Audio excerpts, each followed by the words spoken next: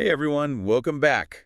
Ready for another deep dive? Always ready to dive in. Well, today we're tackling something I think a lot of us are struggling with, and that's digital overload. Like, how do we even find wisdom with all this information constantly bombarding us? We've got some interesting excerpts that get right to the heart of it. Yeah, some really thought-provoking stuff. The first one hit me hard. It says, "The law of digital overload. Excess information leads to confusion, not clarity."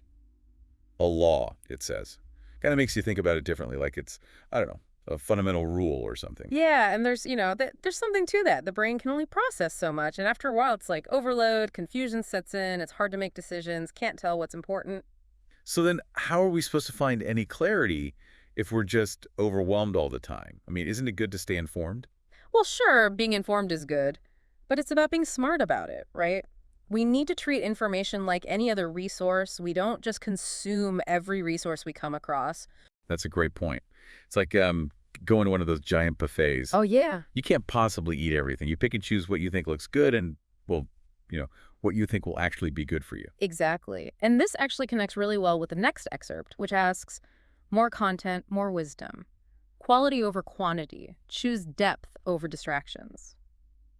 There's a tension there, isn't there? Totally. Yeah. Like, how can you have more of both?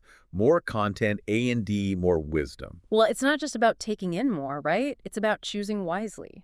We have to be discerning about what we let in. Like, really think about our sources. Are they good quality? Do they offer real depth? So how do we even know if a source is good quality? Mm. There's so much out there. It's hard to tell sometimes. It is. It's tricky. I mean, starting with reputation is always a good step, right? Huh. Is it a known, reliable publication, Huh? organization? Or are the authors, experts in their fields, that kind of thing?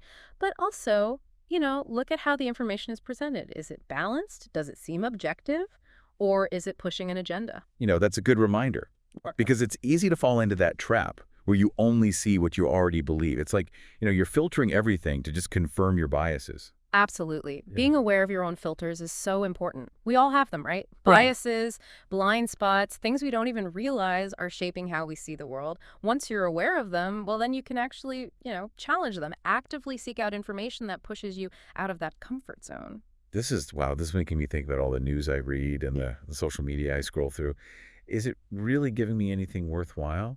Or am I just, I don't know, kind of getting sucked into the endless feed? And that leads us to a question for all of you listening. What about your information habits? Are you really going for depth? Or are you just getting lost in the distractions? So it's not about shutting ourselves off from information entirely. No, not at all. It's more about being intentional about what we choose to consume. Exactly. Choosing what nourishes our minds, supports our well-being, helps True. us grow. Here's a question for everyone to ponder as we wrap up. What's one source of information you could cut out of your life? Just one. And how would that create more space for, for clarity, for focus? Food for thought, right. Definitely. And as always, we want to hear what you think. Keep the conversation going. Absolutely. Until next time. Happy diving.